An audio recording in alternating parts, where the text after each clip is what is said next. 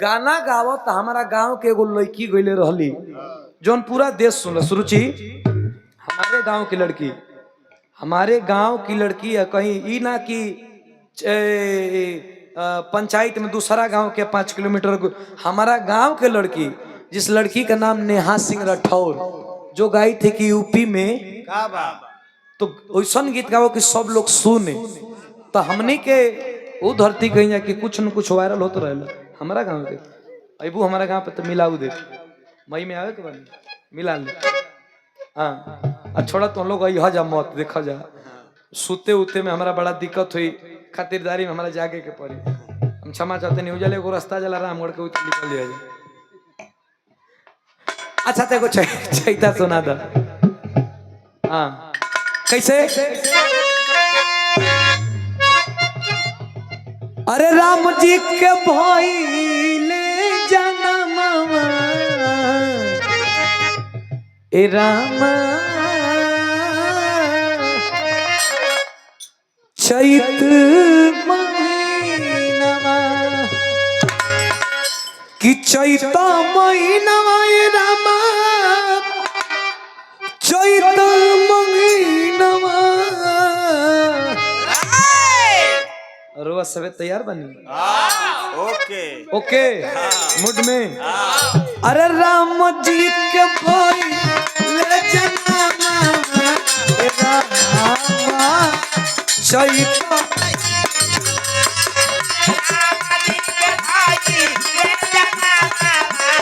ए रामा चैत महीना।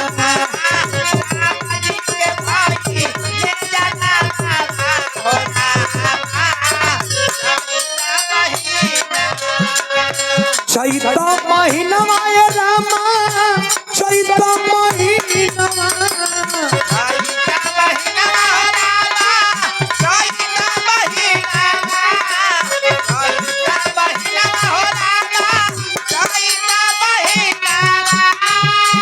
राम नारायण यादव जी ललूमर की धरती से पुरस्कार दिले बनी शानदार 200 रुपया पुरस्कार। चरणों में कोटि कोटि प्रणाम, सब बहन के प्रणाम बा। ये कैसे गवाला? चैत महीनवा ए रामा चैत महीनवा ए रामा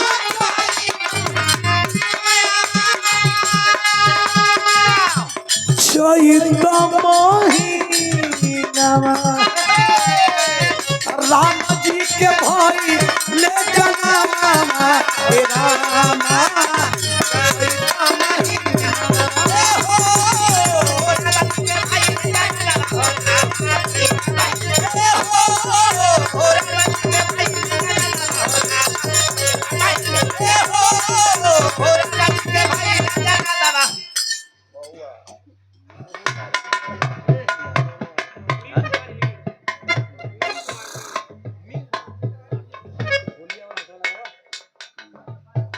मीन कुमार जी के द्वारा पुरस्कार शानदार जानदारे 200 रुपया पुरस्कार आयल बा। कोट को प्रणाम दिल से धन्यवाद बा, आशीर्वाद की कामना था जिंदगी बा। राम जी के भाई ले जनामा ए रामा चैत महीना।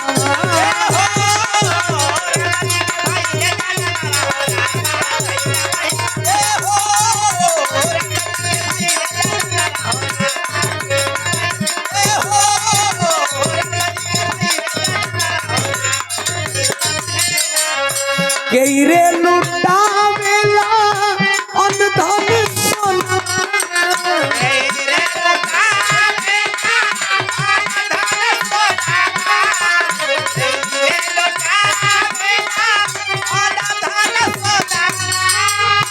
अनधन सोना ए रामा अनधन सोना।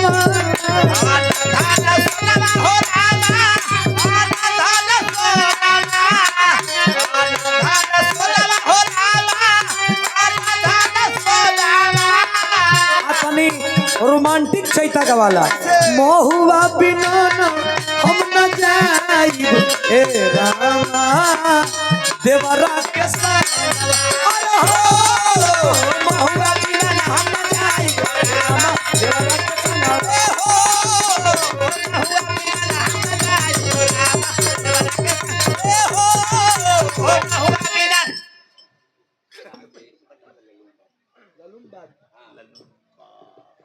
ललुम बात की धरती से श्री राकेश आनंद जी के द्वारा पुरस्कार आइल बा। क्या बात है, ई ताल ठीक लगैला ह। कैसे कैसे कैसे अब आवा ए रामा देवरा के संग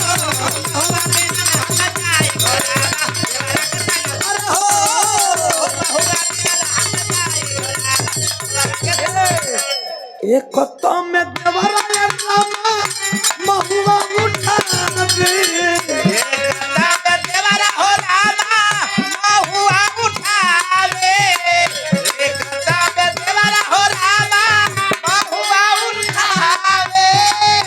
महुआ उठावे मुमन महुआ उठावे पपिया महुआ उठावे दूजे हाथे